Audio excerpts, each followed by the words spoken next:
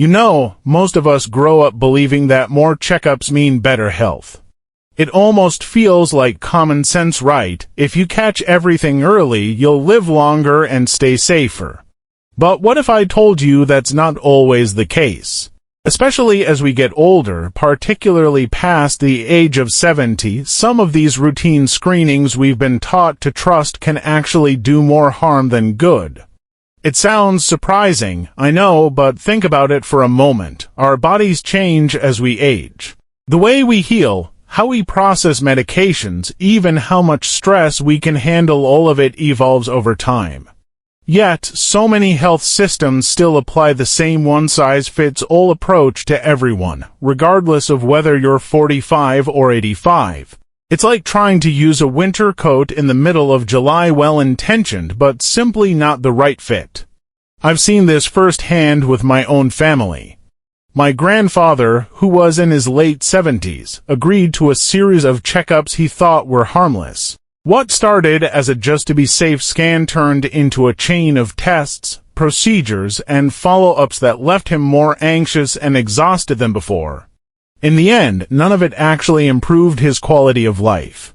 If anything, it took away precious time and peace of mind. And that's why this conversation matters. Because I know many of you watching today might be caring for older parents, or maybe you're in the stage of life yourself, trying to make the best decisions about your health. You deserve to know that more isn't always better. Sometimes more tests just mean more false alarms, more stress, and more interventions you might never have needed in the first place.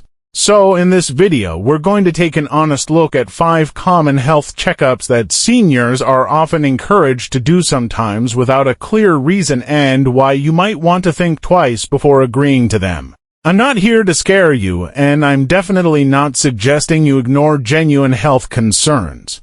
But I am here to help you feel informed and confident so you can have thoughtful conversations with your doctor instead of feeling pressured into decisions that don't reflect your priorities. We'll talk about the hidden risks that usually don't get mentioned during a quick appointment, like how certain screenings can lead to unnecessary surgeries or how sedation affects an older body differently. We'll also explore safer alternatives and ways to stay proactive about your health without falling into the trap of overtesting. Let me ask you this: when was the last time you felt truly heard in a doctor's office? When someone asked, "How do you feel about this?" rather than just telling you what you should do. That's the perspective I hope this video will give you: a sense of ownership over your own well-being, grounded in respect for your age, your experiences, and your goals. Because getting older doesn't mean giving up control. If anything, it's the time in life when you've earned the right to question the system and choose what feels right for you. I believe that health care should be a partnership, not a conveyor belt. If any of this resonates with you or even sparks curiosity, I invite you to stay with me as we walk through each of these 5 screenings together. You might be surprised by what you learn, and maybe even relieved to know that sometimes saying no is the most empowering choice you can make. Before we dive in, I'd love to have you as part of this community. If you find value in thoughtful, clear information about health and aging, please consider subscribing to this channel. Just click that subscribe button and turn on the bell icon so you'll never miss a video that could help you or someone you love live with more clarity and confidence. Alright, let's get started. Let's start with one of the most common screenings doctors recommend as we age: the colonoscopy. For years, it's been called the gold standard in preventing colon cancer. And to be fair, if you're in your 50s or 60s, that reputation is often well-earned. But here's something a lot of people don't realize: after you turn 70, especially if you don't have any digestive symptoms or a family history of colon cancer, a colonoscopy can quietly shift from helpful to harmful. Let me explain why. The procedure itself isn't a small thing. To get ready for it, you have to go through an intense bowel preparation process. That means drinking large amounts of strong laxatives to completely clear your system. For younger adults, it's uncomfortable but usually manageable. But for seniors, that same prep can be downright dangerous. It often leads to severe dehydration and electrolyte imbalances. These changes in your body's chemistry can trigger dizziness, confusion, and even heart rhythm problems, and then there's sedation. The medications used to help you relax during the procedure don't leave your system as quickly when you're older. That increases the risk of prolonged grogginess, confusion, and falls, sometimes serious ones. Let me share a story that really stuck with me.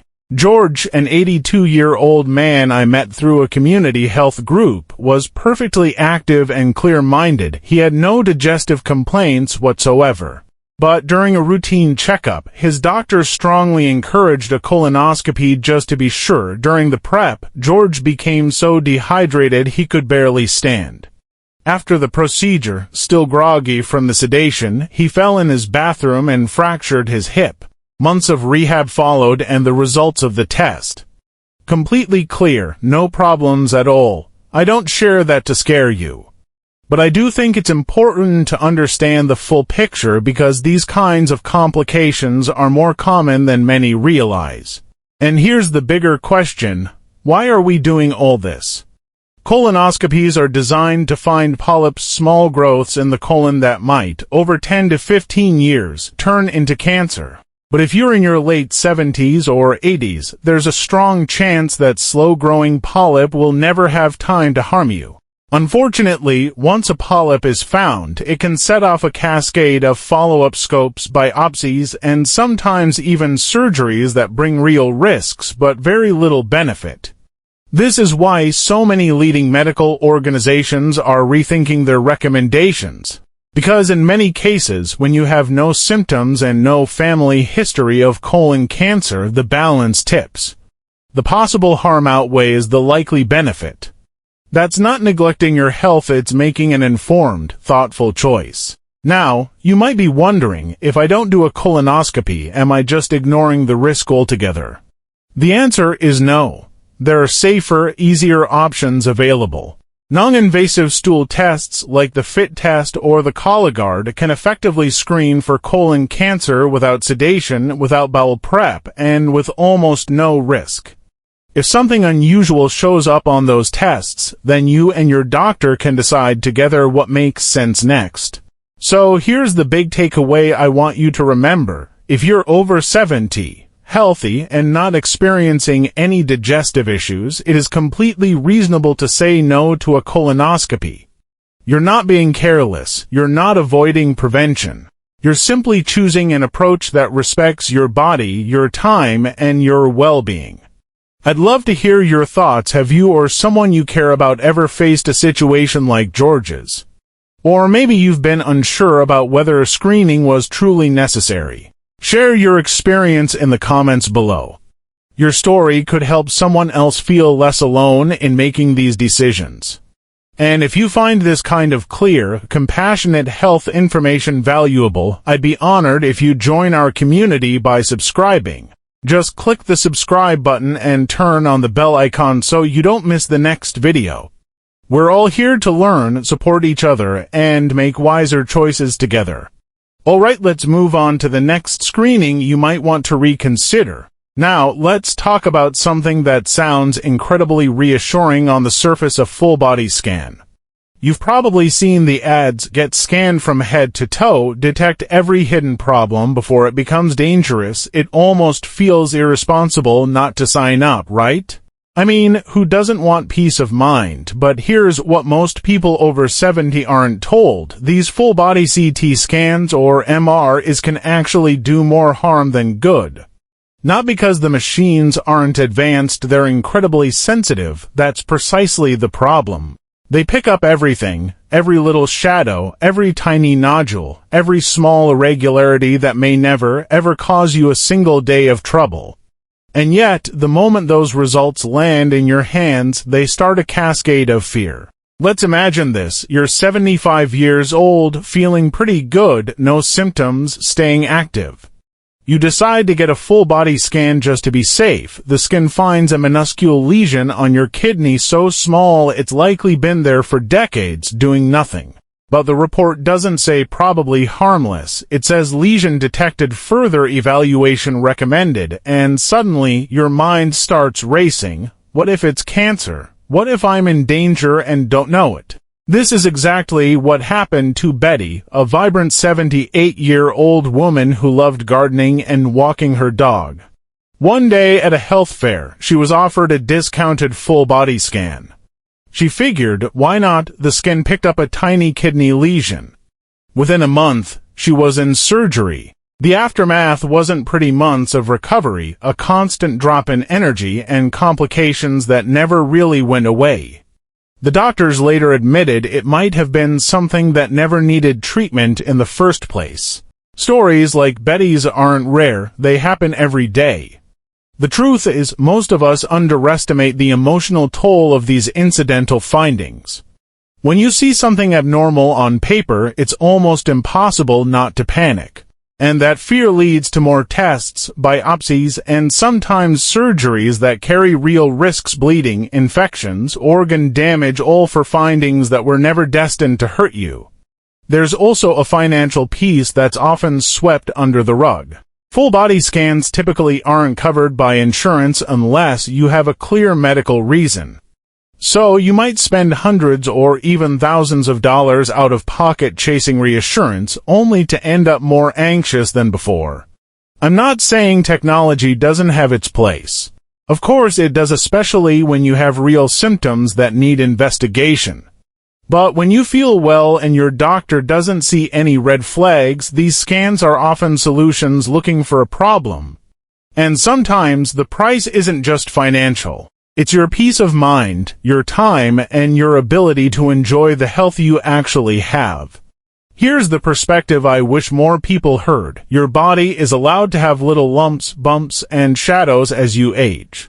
That doesn't automatically mean something's wrong. A machine doesn't always know the difference between harmless and harmful. But you, with guidance from a thoughtful doctor, can decide what really deserves your attention.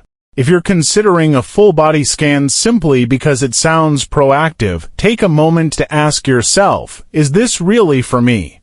Or am I being sold fear wrapped in the promise of control? Because true health isn't about checking every possible box or hunting down every minor imperfection. It's about living your life fully, staying alert to real symptoms, and trusting that not every hidden detail requires action. I'd love to hear your thoughts on this. Have you ever felt pressured to undergo a test you weren't sure you needed? Or maybe you've been through something similar to Betty's story. Share your experience in the comments below.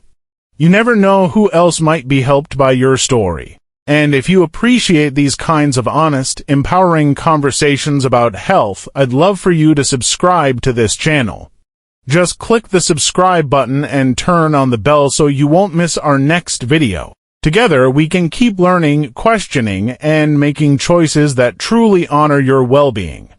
Alright, let's keep going. In the next part, we'll look at another common heart test that deserves a closer look. Let's turn our attention to a test that sounds almost heroic: a cardiac stress test. For decades, doctors have relied on this treadmill or chemical test to check how your heart performs under pressure. If you've ever seen someone walking briskly on a treadmill, all wired up with monitors, you probably thought, well, that's smart. Better safe than sorry, right? But here's the side of the story that rarely gets told, especially if you're over 70. While these stress tests used to be a reliable tool in your 50s or 60s, once you cross that milestone into your 70s, the equation changes in surprising ways. What many people don't realize is that aging naturally alters how your heart and blood vessels behave. Your arteries may stiffen a bit, your heartbeat might look a little different, your blood pressure can fluctuate more. These changes are often normal, just part of growing older. But the stress test can't always tell the difference between natural aging and real disease. The result: a huge number of false positives. That means the test flags something as a problem when, in fact, it's just your heart being your heart at this stage of life. And here's where things get tricky. Those false alarms set off a domino effect: angiograms, stent placements, sometimes even bypass surgeries. And each of those interventions comes with very real risks. We're talking about bleeding, kidney damage from the contrast dye, dangerous drops in blood pressure, and complications that can take months to recover from. Let me share the story of George.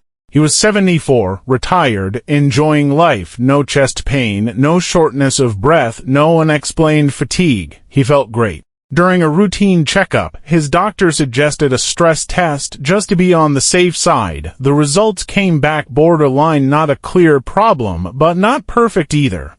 Next thing George knew, he was referred to a cardiologist. Within weeks, he was in the hospital getting a stent placed for a blockage that had never caused a single symptom. Tragically, the procedure led to a severe infection at the catheter site. He spent months in and out of rehab. George's story isn't unique, and that's exactly why this deserves a closer look. I want you to think about this. If you're not having any symptoms, no chest discomfort when you walk, no unexplained exhaustion, no sudden breathlessness, what exactly are you trying to fix?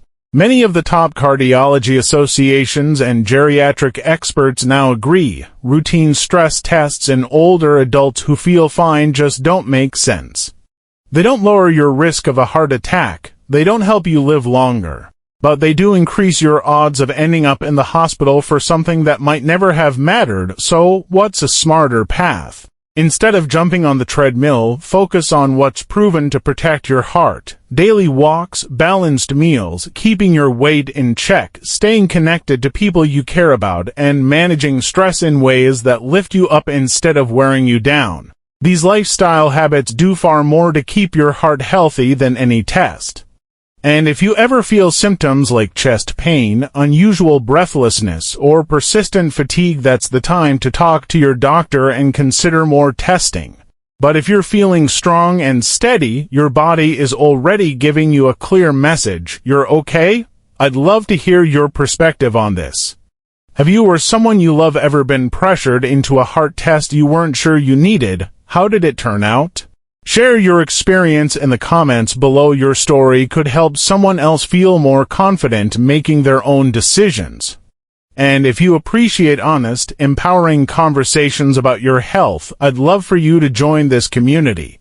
Just click subscribe and turn on the notification bell so you'll never miss our next video. Together, we'll keep learning, questioning, and making choices that truly honor your well-being. All right, let's keep going. In the next part, we'll explore more about how to avoid unnecessary treatments and stay in charge of your health. Let's revisit something that often gets brushed aside with a simple better safe than sorry: our routine colonoscopies in our later years. For most of us, the word colon cancer alone is enough to feel we must do everything possible to prevent it. And for many decades, colonoscopies have been hailed as the gold standard for screening. But what a lot of people don't realize is that, past a certain age, especially in your 70s and 80s, the equation changes. It's not that colonoscopies suddenly stop working, but rather the risks begin to outweigh the potential benefits in a way no one really talks about. Let's break this down. First, consider the process itself. A colonoscopy isn't just a quick check. You have to undergo full bowel preparation, drinking powerful laxatives that flush everything out of your system. For a younger body, it's unpleasant. For an older person, it can be downright dangerous. Dehydration, electrolyte imbalances, and weakness are far more common than you'd think. Falls during the prep are one of the leading hidden hazards. Imagine having to get up in the night while dizzy and disoriented. This is exactly how so many seniors end up with fractures or hospital stays they never expected. Then there's sedation. Older brains are simply more sensitive to the medications used. Many people experience confusion, memory problems, and a lingering mental fog that can last for weeks or even months. It's called postoperative cognitive dysfunction, and it's much more than feeling a little out of it. For some, it permanently impacts their independence. And here's another perspective no one likes to acknowledge: the timeline of benefit. Colonoscopies are designed to find and remove tiny polyps that, if left alone, might take 10 to 15 years to turn cancerous. But if you're already in your late 70s or 80s and you've had clean screenings in the past, the odds are overwhelming that any new polyp will never become a real threat within your natural lifespan. Meanwhile, the chances of an immediate complication grow higher every single year you age. I want to share the story of Eileen, a retired school teacher who was 78 when her doctor recommended yet another routine colonoscopy. She'd had clean results twice before. But this time, during the procedure, her colon was accidentally perforated. It turned into an emergency surgery, a month-long hospital stay, and a permanent decline in her strength and independence. She often said, "I wish someone had told me it wasn't really necessary." This isn't about scaring you. It's about recognizing that your body at 78 deserves a different kind of respect than it did at 50. Health care shouldn't be a conveyor belt that never stops. It should be a conversation about your goals, your real risks, and the life you want to live. If you've had prior colonoscopies with clean results and you're not experiencing any concerning symptoms like unexplained weight loss, persistent abdominal pain, or visible blood in your stool, it's absolutely reasonable to say, no, thank you, to repeated colonoscopies. You're not neglecting your health by being cautious, you're honoring it. And if you do ever notice changes in how you feel, by all means talk to your doctor. But remember, there is a big difference between proactive care and over-testing that can harm more than help.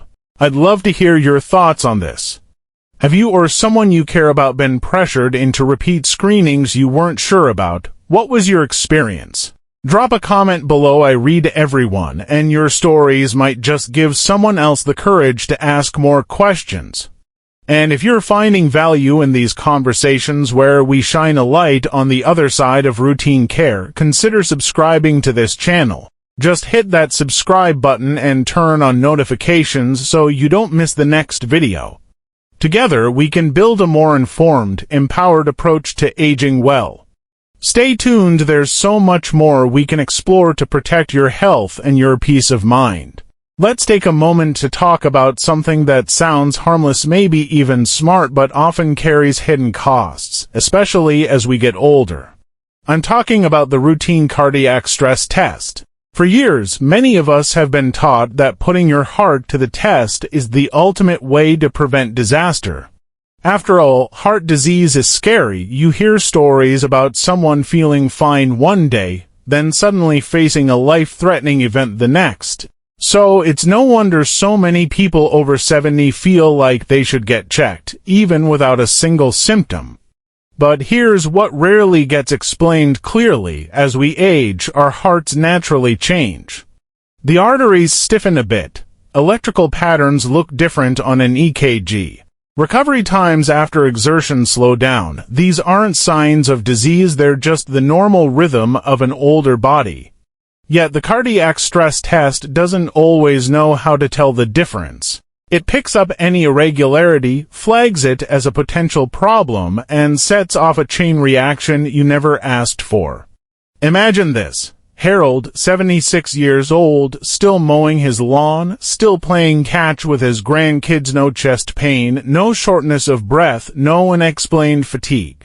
He went for a routine physical, and his doctor suggested a treadmill stress test just to be thorough. The test found a minor irregularity. Within a few weeks, Harold was in the cath lab getting a stent placed for a blockage that had never caused him trouble. That might sound proactive until you hear the rest of the story. After the procedure, Harold developed internal bleeding from the blood thinners he was prescribed.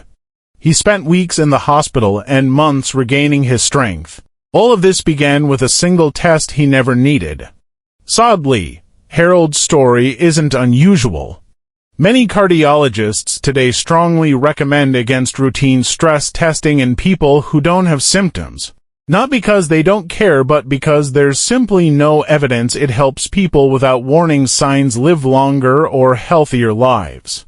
In fact, studies show these tests often lead to a cascade of interventions, angiograms, stents, even bypass surgery that carry real risks: bleeding, stroke, kidney injury, dangerous drops in blood pressure. And for older adults, every procedure is harder to bounce back from. I want you to think about this. If your car had a little rattle that never got worse and didn't affect how it drove, would you rush to replace the engine? Probably not. The same principle applies to your heart. If you're living without symptoms, no chest pain, no breathlessness when you walk across the room, no sudden fatigue, your body is telling you something much more accurate than a machine ever could. Instead of signing up for tests out of habit or fear, consider focusing on what really keeps your heart healthy. Daily walks, nutritious meals, staying connected to people you love, managing stress in a way that feels sustainable. These are the proven cornerstones of a resilient heart, no matter your age. And if you do start to notice changes like new chest discomfort, dizziness when you exert yourself, or unexplained exhaustion, absolutely talk to your doctor. That's when targeted testing makes sense and can be life-saving. But testing without reason often does more harm than good. I know it can feel unsettling to say no to a test when the world is telling you to say yes, but wisdom isn't about doing more, it's about doing what's meaningful. If you found this perspective helpful, I'd love for you to subscribe to this channel. Just hit that subscribe button and turn on notifications so you never miss a video that could help you live a healthier, more empowered life. And in the comments, tell me, have you ever felt pressured into testing or procedures you weren't sure you needed? What was your experience? Sharing your story could help someone else feel less alone and more confident in trusting their own judgment. Thank you for spending time with me today. Remember, your health journey is yours to shape, and you deserve care that respects your age, your values, and your goals. Before we wrap up, I'd like you to pause for a moment and take a deep breath. Because if there's one truth about getting older, it's that everything changes, including the way we should think about health care. In our younger years, we're taught to fight every possible threat with all the tools available. More tests, more treatments, more interventions, whatever it takes to find and fix problems early. But as we age, that aggressive approach often stops being helpful. In fact, it can quietly chip away at the very things we want to protect: our energy, our independence, and our peace of mind. Let's be clear, choosing to say no to certain tests doesn't mean you're giving up. It doesn't mean you're neglecting your health. It means you're becoming more thoughtful. You're deciding to focus on what truly matters rather than chasing every shadow of disease that might never actually harm you. I know this can feel counterintuitive. We live in a culture that praises action: more scans, more blood work, more procedures. But here's a question worth asking yourself: does doing more always mean you're getting better care? Imagine you have a neighbor who checks the locks on their front door 20 times every night. Does that make their home any safer, or does it simply wear them out with worrying? The same goes for health care, especially in our later years. Every test has a cost. Sometimes that cost is financial, thousands of dollars in out-of-pocket expenses. Sometimes it's physical complications, infections, side effects. And sometimes the biggest cost is emotional. The anxiety of waiting for results, the fear of what might be, the confusion about whether to take the next step. That's why one of the wisest shifts you can make as you grow older is to start weighing benefits against burdens. Not every finding requires action. Not every screening adds years to your life. So here are the key takeaways I hope you carry with you. First, more tests do not automatically equal better care. Quantity isn't the same as quality. Second, whenever a test is recommended, ask, will this change how we manage my health? Or will it just create more appointments, more paperwork, and more worrying? Third, talk openly with your doctor. A good clinician will respect your priorities and help you decide whether a test or procedure aligns with your goals for living well, not just living long. And finally, remember that your time, energy, and dignity matter. Every hour you spend in waiting rooms is an hour you could be enjoying with loved ones or doing what brings you joy. You deserve a life that feels meaningful and balanced, not one consumed by constant medical monitoring. I know it takes courage to make these decisions, but I also know you're not alone. More and more people are realizing that thoughtful observation can be just as powerful and often more appropriate than aggressive intervention. So, if today's video resonated with you, or if you've ever felt pressured to undergo a test you weren't sure about, I'd love to hear your thoughts. Please share your experience in the comments. Your story might help someone else feel less alone and more confident in their choices. And if you found value in this conversation, consider subscribing to the channel. Just click that subscribe button and turn on the notification bell. It's a simple way to support this community and stay connected to more content that empowers you to make informed, compassionate decisions about your health. Thank you so much for spending this time with me today. Take good care of yourself and remember, health isn't only about tests and treatments. It's about living the life you love with clarity and purpose every single day.